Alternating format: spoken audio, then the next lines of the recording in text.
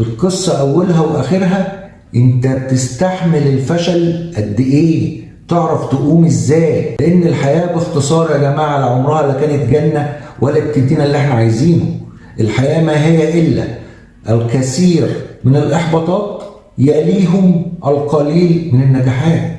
انت مش هتشوف نجاحك غير لما تقع وتقف 100 مرة. من الاخر يا شباب، الخناقة دي عشان تطلع منها مش ان انت تكون بتعرف تضرب، عشان تعرف تخرج من الخناقة دي ان انت تكون بتستحمل الضرب.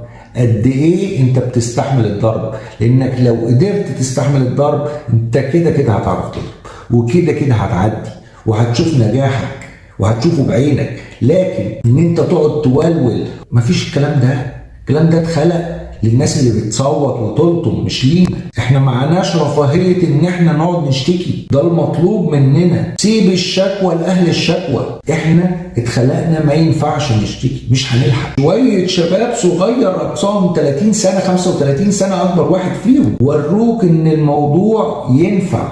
ما بنقولش سهل، بنقول ينفع، بس ينفع بأدوات في ايدك، مش محتاج حاجة من حد.